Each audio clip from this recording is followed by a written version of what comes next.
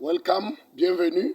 Au jour d'aujourd'hui, nous voulons faire deux vidéos séparées en français et en anglais. Nous avons déjà 3 intervenants. Il y a un intervenant de Londres, un intervenant anglophone sud-africain et le professeur Nico. Alors, je vais juste introduire et quand les intervenants auront fini, je vais conclure. Donc ça, c'est une vidéo uniquement en français sur l'entrepreneuriat. Nous ferons une autre vidéo en anglais. Alors, mon introduction est simple, c'est juste vous dire que vous allez suivre l'interview de M. Alain Kaja, qui est un homme d'affaires qui prospère bien à UK. C'est un Anglais, mais né au Congo. Et il est au jour d'aujourd'hui en train de prospérer. Il va vous donner les perspectives de l'Europe sur l'entrepreneuriat et vous aurez le professeur Nico qui va vous donner les perspectives du Congo. Au moins avec 2 sons de cloche, nous saurons comprendre qu'est-ce qui se passe dans le monde des affaires.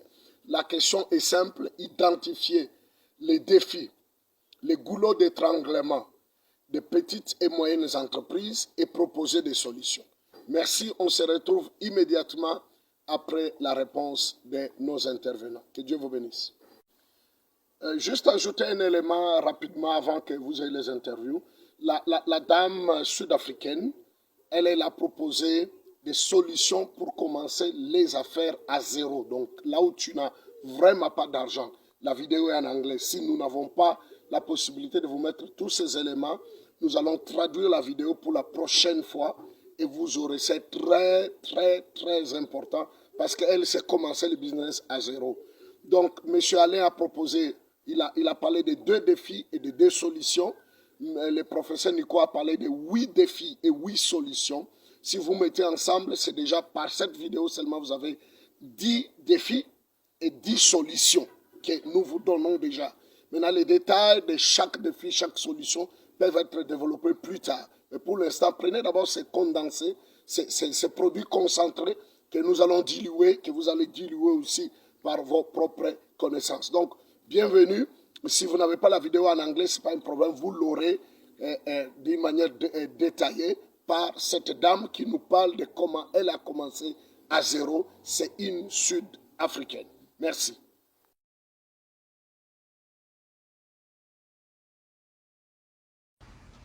Bonjour pasteur, j'aime votre question, c'est une bonne question. Les défis que traversent les petites et moyennes entreprises. Je dirais que j'ai relevé au moins 10 défis. Mais comme vous avez besoin d'un seul défi, mais moi je vais vous donner peut-être 2. Pour ce qui concerne l'Europe, précisément en Angleterre, là où je vis, le plus grand défi que les petites et moyennes entreprises traversent, c'est le financement. Donc les capitaux, c'est vraiment très difficile d'avoir les capitaux.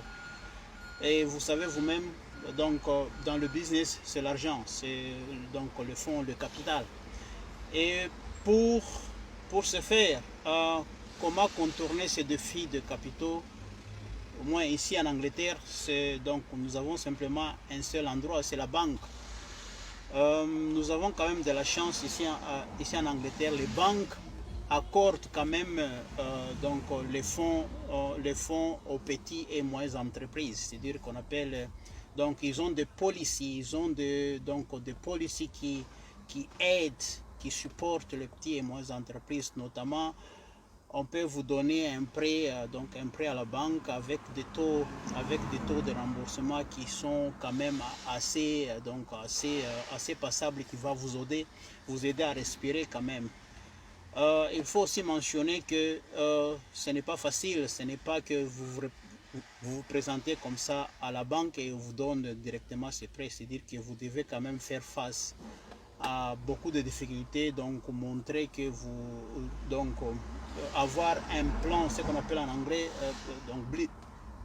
de business plan, donc un plan de business, dire, convaincre la banque comment est-ce que vous allez investir cet argent et donc la marge de profit, comment est-ce que dans quel espace de temps que votre profit sera réalisé. Donc en gros c'est avoir un bon business plan et il y a moyen d'avoir ces fonds de financement.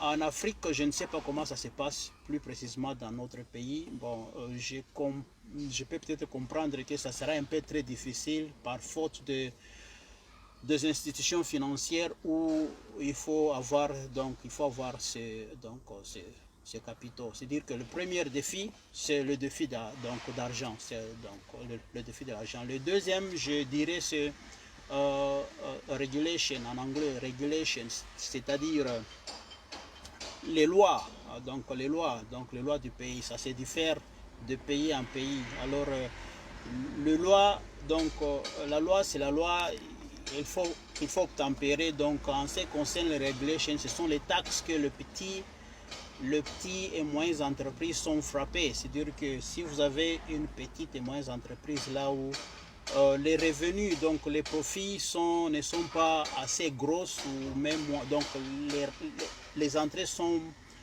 moyennes, mais alors vous êtes frappé par de taxes exorbitantes. C'est là cause aussi des problèmes. Bon, je ne sais pas en Afrique, mais je pense que c'est partout dans le monde là où vous pouvez avoir l'accès à un comptable. Bon, particulièrement ici en Angleterre, je contacte un comptable, donc le comptable vous le paye notamment, et le comptable va vous expliquer comment payer les taxes, mais pas payer beaucoup. Donc dans leur règlement, ce sont des spécialistes, ils savent comment payer. Vous payez quand même les taxes, mais vous ne payez pas beaucoup. Aussi, dans le cas contraire, si vous ne payez pas, vous êtes toujours, donc vous serez coincé par la loi. C'est-à-dire qu'il faut quand même payer, mais pas payer beaucoup. Ce sont là les deux défis que je peux peut-être contribuer au débat. Je dois quand même mentionner que vous traitez quand même de points qui sont un peu très important dans le business. Il faut aider la jeunesse, surtout en Afrique, notre jeunesse, les aider à se lancer dans des activités commerciales qui former les cadres de demain dans le cadre commercial. Que Dieu vous bénisse, pasteur, et puis on reste en contact. Merci, bye.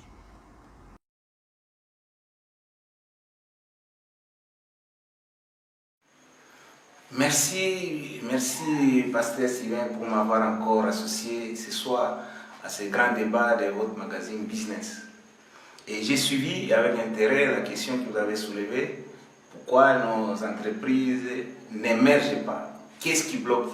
Quels sont les défis qui empêchent les entreprises d'émerger? Et là, je préfère parler des entreprises congolaises que je maîtrise assez bien et dont j'ai encore beaucoup plus de notions pour exprimer. Les défis majeurs et les plus importants, c'est les défis des déficits de financement. Au pire, le financement est quasi inexistant. Au mieux, le financement des entreprises est à un niveau marginal ou très réduit. Alors, comme on le dit, il n'y a pas d'économie sans crédit.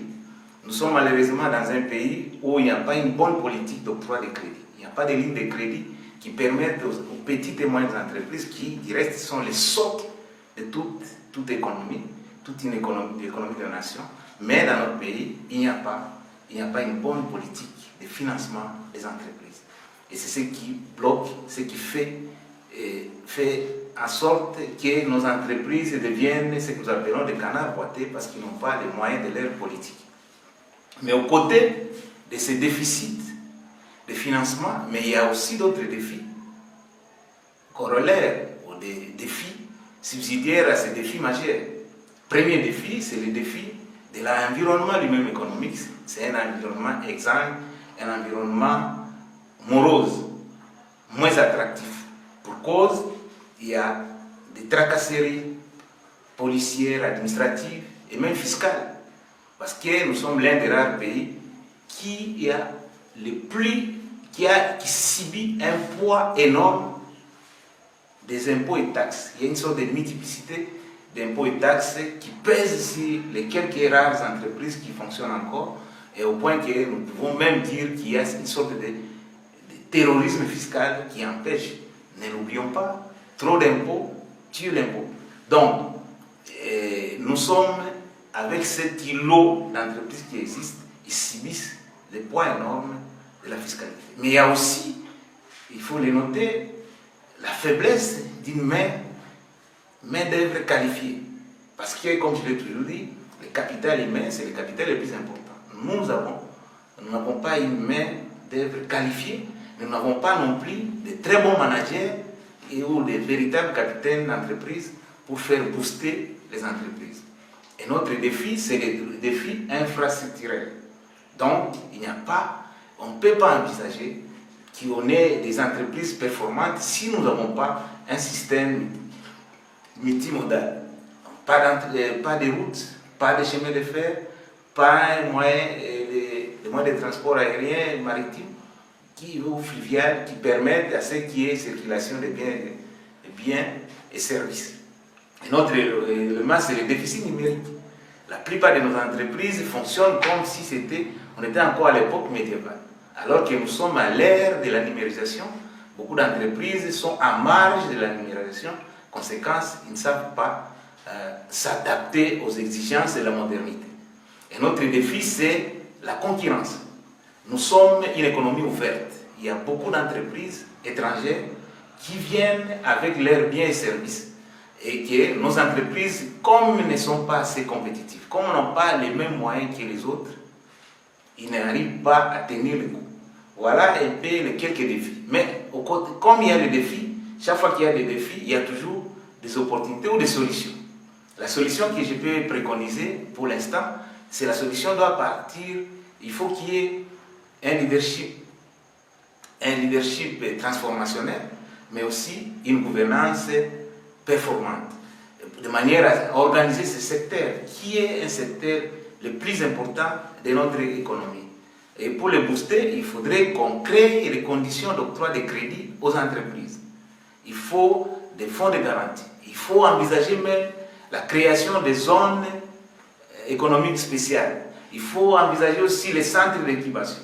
Il faut envisager aussi la possibilité d'avoir ce que j'appelle le patriotisme économique. Il faut que l'État s'implique pour protéger nos entreprises. Bien sûr, nous sommes une économie ouverte, mais il faut accorder suffisamment de moyens pour que nos entreprises puissent résister à la concurrence internationale, mais puissent aussi résister à la concurrence du secteur informel qui est prédominant dans notre pays, parce qu'il y a des entreprises informelles qui rendent les mêmes services que les entreprises structurelles, mais celles-là ne sont pas fiscalisées parce qu'elles ne sont pas répertoriées par l'État.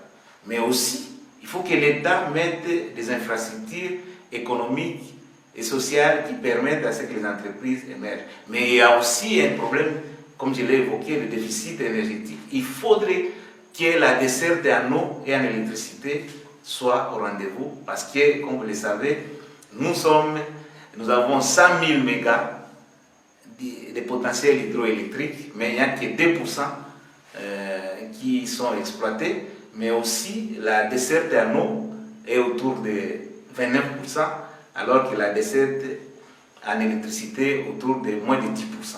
Donc, tant qu'il n'y a pas d'énergie, il faut améliorer les conditions de desserte et de couverture en eau et en électricité pour permettre à ce que les entreprises émergent normalement. Mais les plus grands, il faut booster, accorder des moyens financiers et à terme avoir la possibilité de créer une bourse de valeur pour permettre à ce que les entreprises qui ne peuvent pas se financer par des systèmes classiques bancaires traditionnels, qui puissent recourir aussi à la bourse. Et ceci permettra à ce que les entreprises deviennent performantes.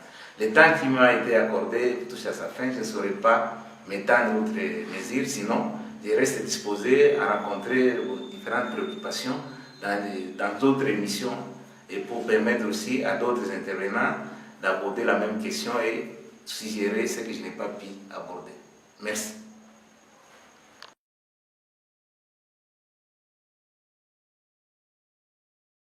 Merci beaucoup,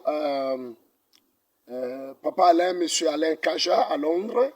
Merci beaucoup au professeur Nico à Kinshasa. Donc voilà ma petite conclusion au jour d'aujourd'hui. Tous ces éléments qu'on vient de nous donner sont des éléments très capitaux. Vous avez suivi M. Alain à Londres.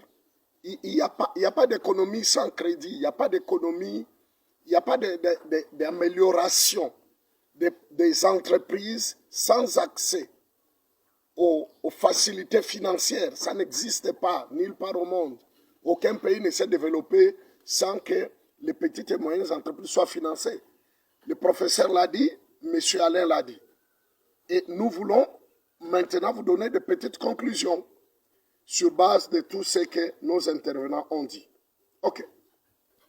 La première solution pour les professeurs, c'est un leadership transformationnel que nous enseignons déjà et que nous répétons. Et ça, ce n'est pas vraiment à notre niveau. À notre niveau, c'est que nous pouvons insister, c'est que nous ayons des managers d'entreprises, petites et moyennes entreprises, qui sont des grands visionnaires, des proactifs leaders.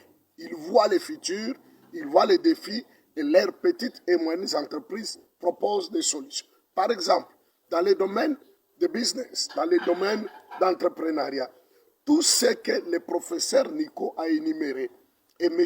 Alain Kaja ont énuméré, ça fait partie des opportunités d'affaires. Par exemple, les déficits de financement.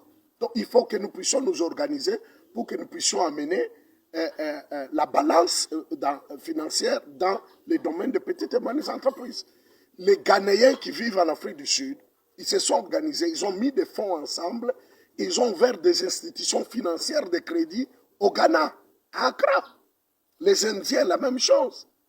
Donc nous pouvons nous organiser, nous, au niveau francophone, que ce soit Congo, Kinshasa, Congo, Brazzaville, que ce soit Rwanda, Burundi, que ce soit Gabon, Côte d'Ivoire, Bénin, Togo. Il faut que nos ressortissants, particulièrement ceux qui sont de la diaspora, nous puissions amener la solution aux besoins des déficits de financement.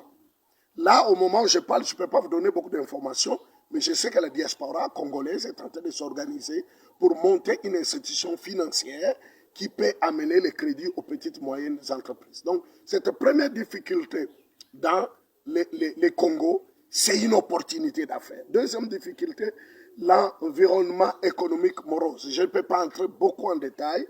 Ce document que vous voyez ici, c'est un document de conclusion de 3 jours de conférences organisées par l'ANAPI, l'Agence nationale de promotion industrielle, par son PDG qui était venu, et une grande délégation de la présidence du Congo, l'actuelle présidence du Congo, nous a envoyé une grande délégation. Et ce grand bouquin que vous voyez, c'est la conclusion sur l'amélioration du climat des affaires au Congo. Nous avons reçu des assurances des autorités, nous avons reçu les assurances de la délégation de la présidence de la République du Congo, nous avons reçu de la République démocratique du Congo, nous avons reçu l'assurance des gouverneurs, de tous les ministres qui étaient là. Vraiment, j'ai béni les saints pour avoir participé comme la diaspora en Afrique du Sud, pour avoir participé.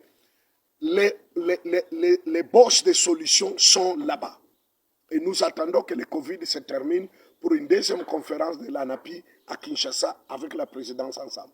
Donc je crois que les autorités sont conscientes pour relever ces défis que les professeurs est en train de nous donner sur l'environnement. Le troisième défi, il a parlé de manque de main-d'œuvre qualifiée. Ça peut faire une opportunité d'affaires. C'est-à-dire qu'il faut que nous ayons des entreprises qui viennent seulement former les gens, donner les skills, la qualification dans certains domaines, le domaine technique, le domaine social. On peut lancer des entreprises de formation. Un cinquième défi, manque d'infrastructures. C'est pour vous dire encore qu'un pays comme le Congo, il est vierge en matière d'investissement. Les routes, tout ce que vous connaissez, on a besoin que nous puissions y descendre. Une petite et moyenne entreprise qui est dans dans les domaines d'infrastructure, peut-être dans les domaines de consultance en infrastructure, peut s'associer à une grande multinationale dans un autre pays et ils descendent au Congo, dans les gagnants-gagnants, ils peuvent lancer une entreprise dans l'infrastructure. Alors un autre défi que le professeur nous a lancé, c'est le défi numérique. Le défi numérique, je crois que ça aussi, nous attendons de grandes ouvertures dans le côté numérique. Mais on peut déjà se lancer sans attendre les gouvernements. Mais bien aimé, si il n'y a aucun gouvernement au monde qui peut tout faire, il est temps que nous, les petites et moyennes entreprises, nous puissions nous y lancer. Et aussi combattre la concurrence étrangère, comme le professeur a dit. Ça, c'est la responsabilité du gouvernement. Ce n'est plus notre responsabilité au niveau des petites et moyennes entreprises. Donc les solutions nous ont été données par M. Alain et le professeur Nico au jour d'aujourd'hui. Un leadership transformationnel, gouvernance performante, zone économique spéciale. Oui, ça fait la force de Singapour. Le développement de Singapour n'est pas basé aux mines, mais ils ont constitué le pays Singapour comme une zone économique spéciale. Et ils ont mis les taxes moins chères et des choses comme ça. Ça a boosté la relance d'un pays comme Singapour. Il a proposé le fonds de garantie, il a proposé la bourse de valeur. Ça, je vous informe, bien aimé, ne dormez pas. J'ai rencontré des gens qui veulent travailler du côté des fonds de garantie et du côté des bourses de valeur dans les pays francophones. Ils parlent. Quand ils descendront, nous ne savons pas, mais en parlant avec eux dans des conférences, dans des chambres de commerce, vous sentez qu'il y a des anglophones qui veulent amener un nouveau système dans les pays francophones.